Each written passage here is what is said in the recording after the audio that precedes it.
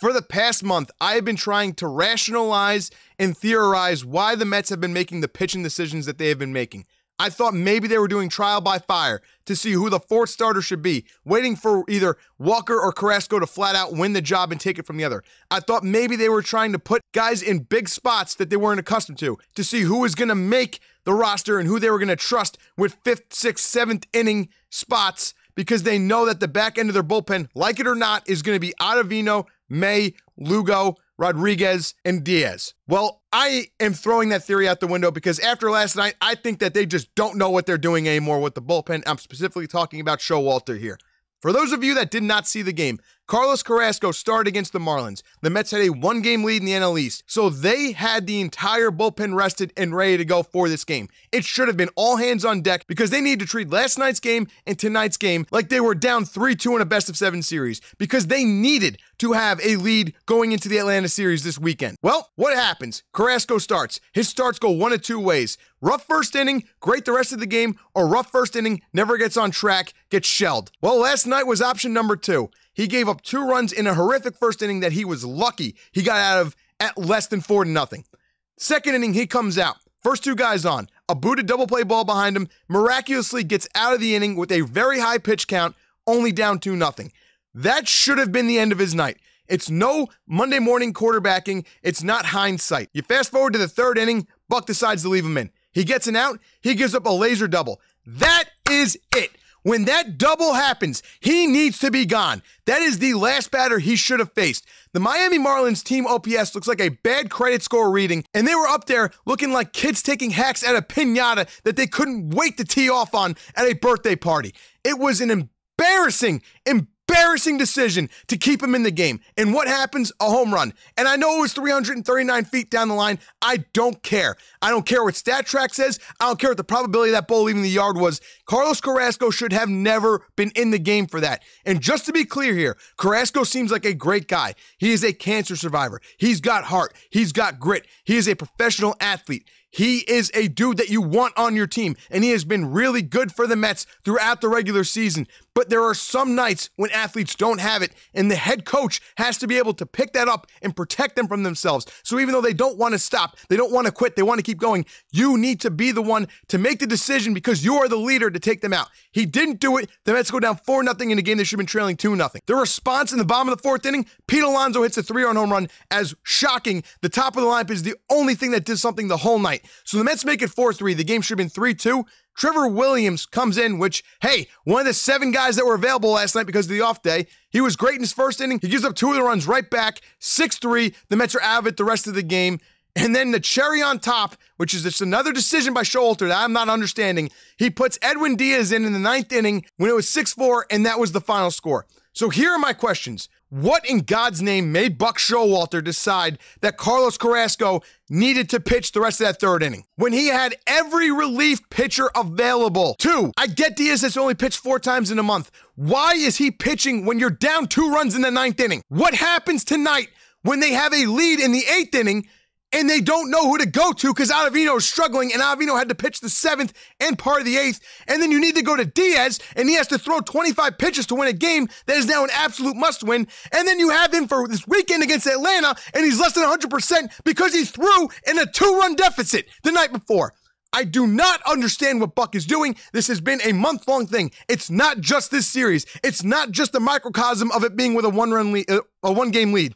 Here's another example of what I'm talking about, because this goes back the entire month. You have Taijuan Walker, who has been hurt a couple of times dating back to the Braves series on the road. He finally gets on track. He looks like he's having his first great outing against the Pittsburgh Pirates.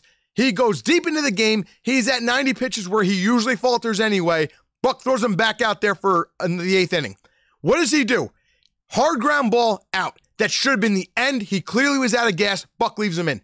Hard line drive, base hit, the next guy. He's done. Walker is done. Everyone in the stadium knows it. Everyone's waiting for him to go to the bullpen. He leaves Walker out there for one more batter. Smoked home run, brand new ball game. That's not the only example of this. The National Series with Scherzer. The guy's already missed 5 weeks because of an oblique injury. This was before he got the side soreness the second time. He had him over 105 pitches in a 1-run game against the Nationals. Go to the bullpen, dude. It's the Nationals. Go to the bullpen. Why is Max Scherzer pitching that much against them in a random regular season game at that point?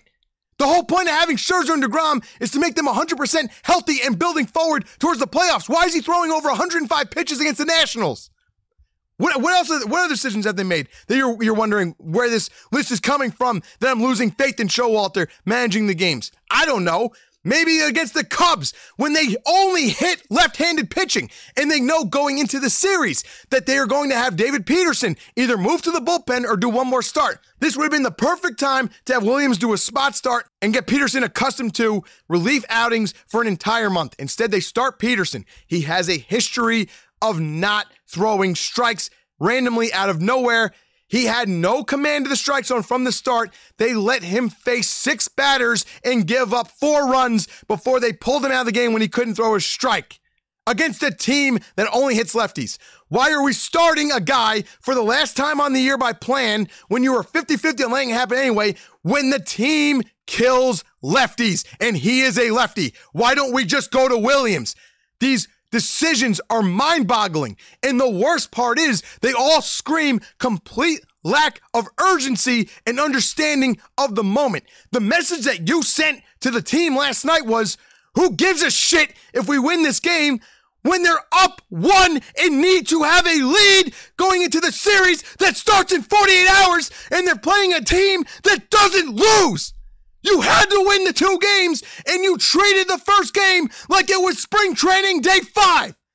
I don't understand what is going on with Showalter. He was the advantage the Mets had all year long. It was that. It was their situational awareness. It was him knowing more than the other manager at all times, and it was them constantly putting the ball in play.